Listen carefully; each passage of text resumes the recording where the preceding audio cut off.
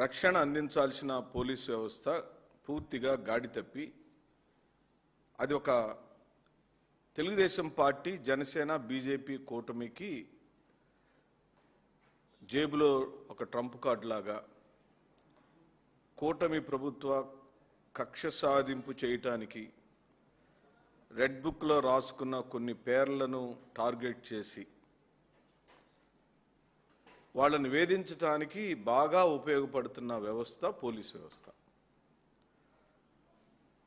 భారత ప్రజాస్వామ్యంలో అత్యంత కీలకమైన మూల స్తంభాలలో ఒకటైన రక్షణ రంగం అంటే ఈ సమాజంలోని అణగారిన వర్గాలకు, బలహీన వర్గాలకు, పేదవాడికి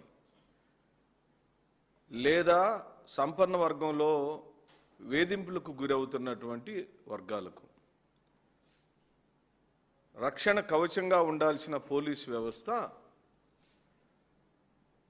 అధికార పక్షానికి పూర్తిగా కొమ్ముగాయటం అనేది ఈ రాష్ట్రంలో జరుగుతున్న అత్యంత దురదృష్టకరమైనటువంటి సందర్భం.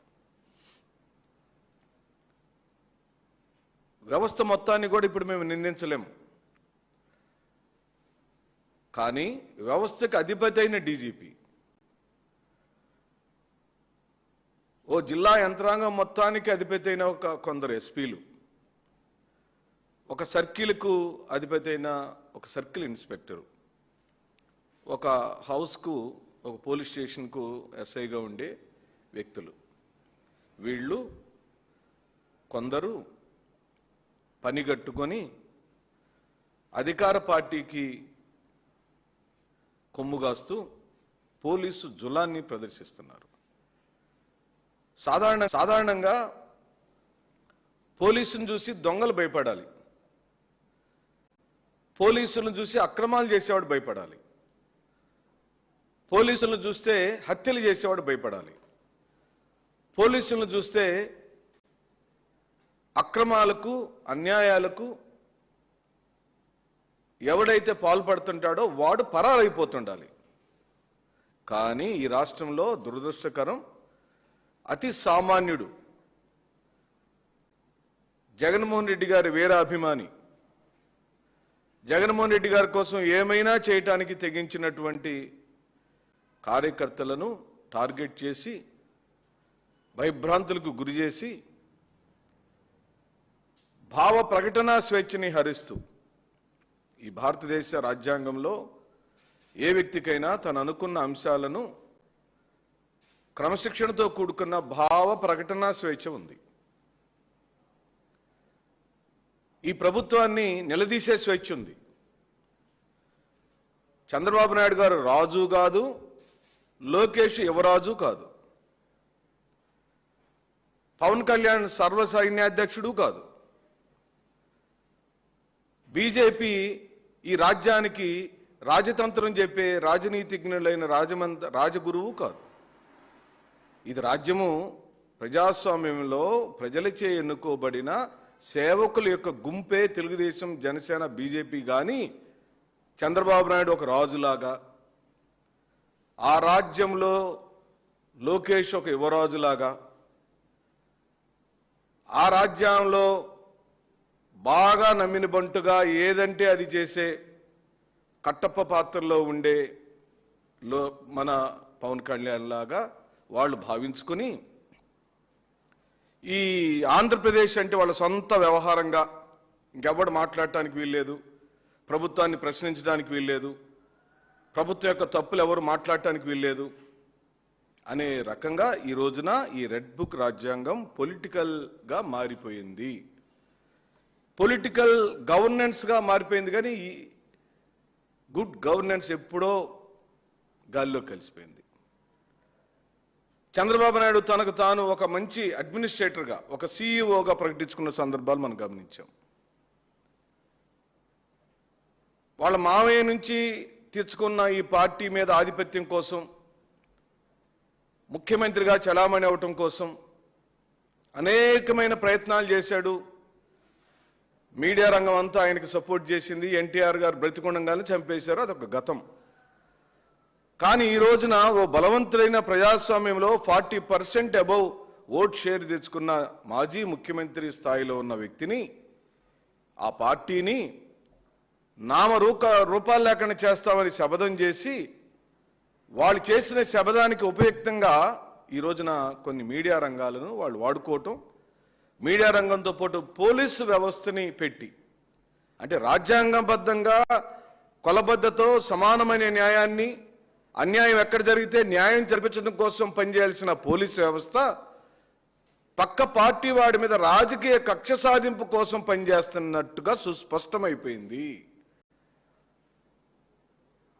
ఎందుకు?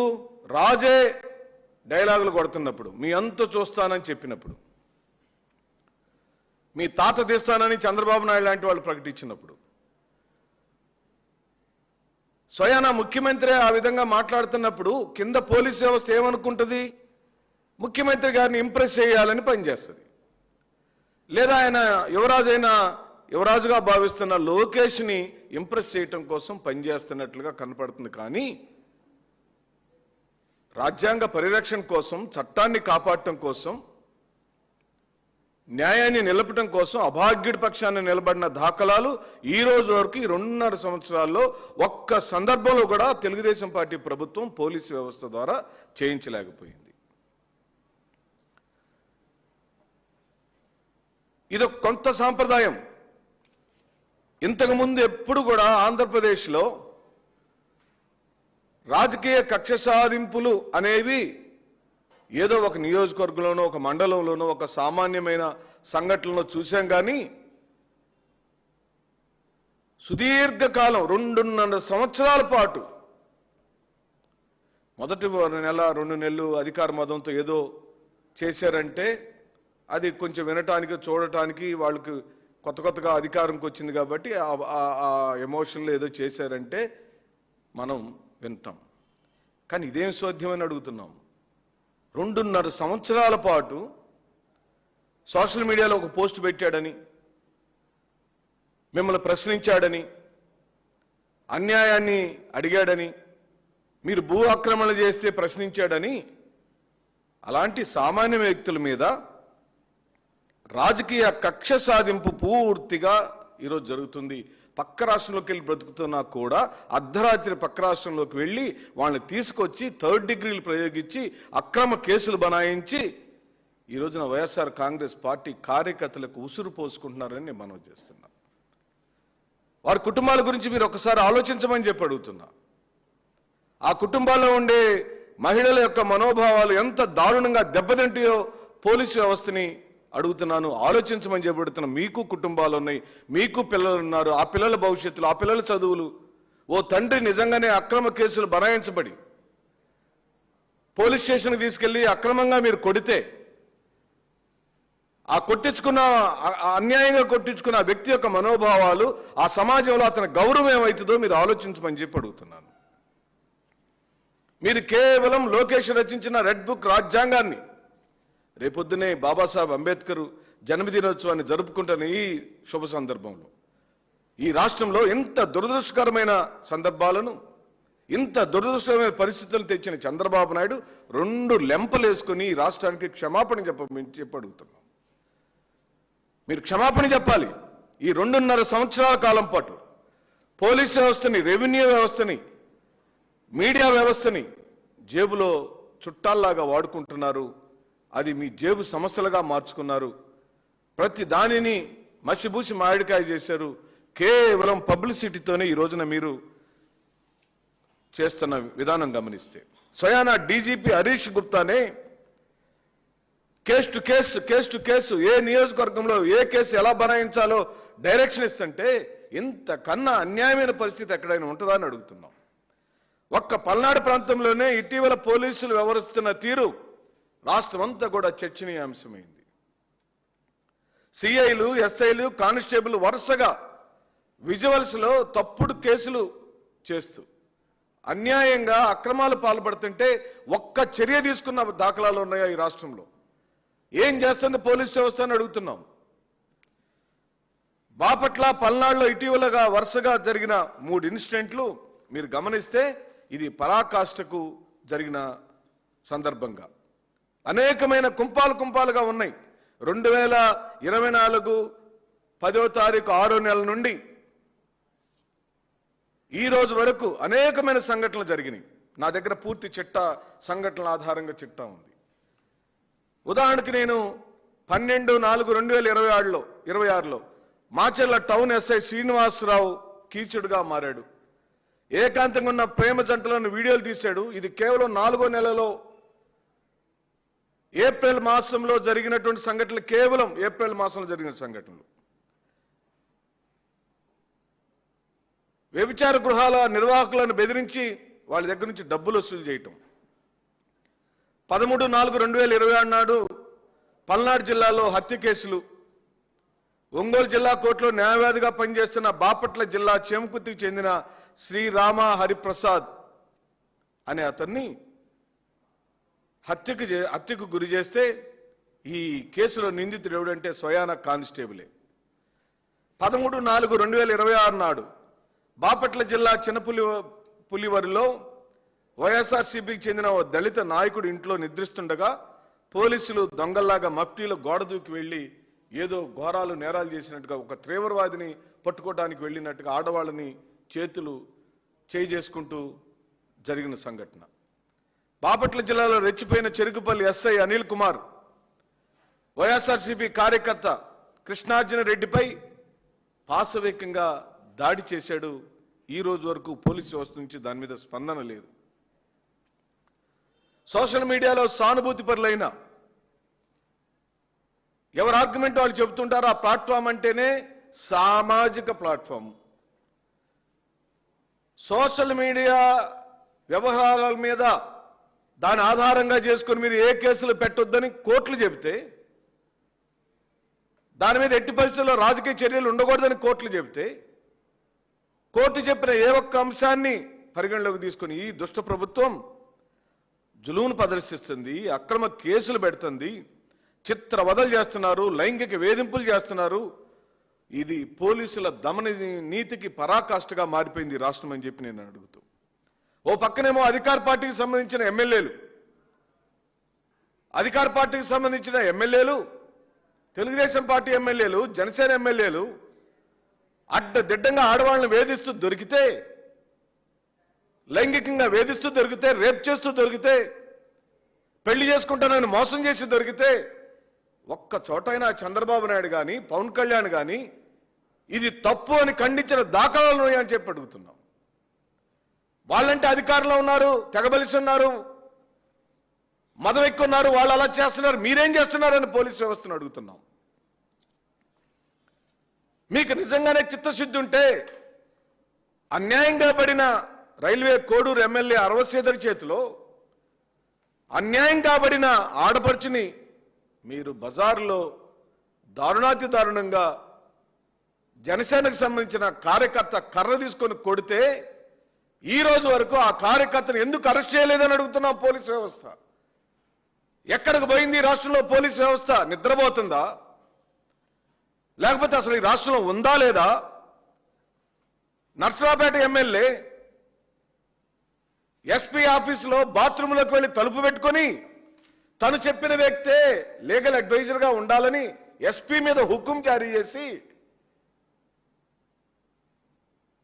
గంటల కొద్దీ ఎస్పీ ఆఫీసులో తలుపు పెట్టుకొని ఉంటే ఏదయ్యా చర్యలు చంద్రబాబు నాయుడు గారు?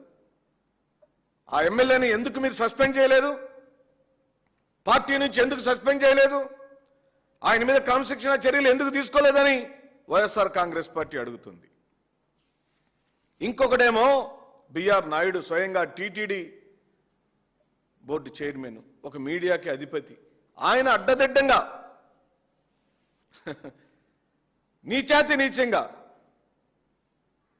వెంకటేశ్వర స్వామి బోర్డుకి చైర్మన్ ఏమిటి, ఆడవాళ్ళతో సరసాలు ఆడుతూ దొరకటం ఏమిటి, అతను పక్కన పెట్టుకొని స్వామివారి దర్శనం చేయటం ఏమిటి చంద్రబాబు నాయుడు గారు? కనీసం సభ్య సమాజంలో అతను మనం పక్కన పెట్టుకొని స్వామివారి దగ్గరికి వెళ్తే ప్రజలేమనుకుంటారని భయం ఉందా మీకు?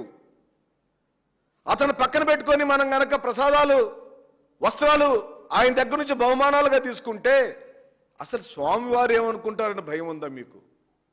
ఎంత బరి తెగించారు, ఎంత సిగ్గు విడిచారు, ఎంత భయంకరమైన మనస్తత్వానికి పాల్పడుతున్నారు అనే దానికి ఈ రోజున బిఆర్ నాయుడు మీద ఈ రోజు వరకు చర్య తీసుకోకుండా ఆ బిఆర్ నాయుడినే పక్కన పెట్టుకొని స్వయానా వెంకటేశ్వర స్వామి దర్శనానికి వెళ్ళారు. చూడండి, ఈ పాపం ఊరికే పోదని నేను చెప్పి అంటున్నా. ఇది నేను శాపం పెట్టడం లేదు. చంద్రబాబు నాయుడు గారికి ఏమీ కావటానికి వీల్లేదు, లోకేష్ గారికి ఏమీ కావటానికి వీల్లేదు.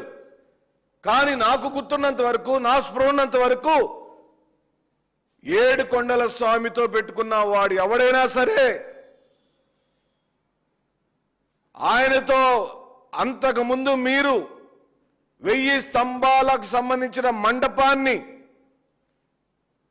స్వయాన స్వామివారి ప్రాంగణంలో ఉన్న మండపాన్ని మీరు కూల్చేశారు. మీ మీద నక్సలైట్ల దాడి జరిగింది. ఇది నా శాపం కాదు, జరిగిన చరిత్రే. అలాగనే విజయవాడ నడిబొడ్డులో ఉన్న అనేకమైన దేవాలయాల్ని మీరు కూల్చారు. 2019లో ఘోరాతి ఘోరమైన ఓటమిని చవిచూచారు.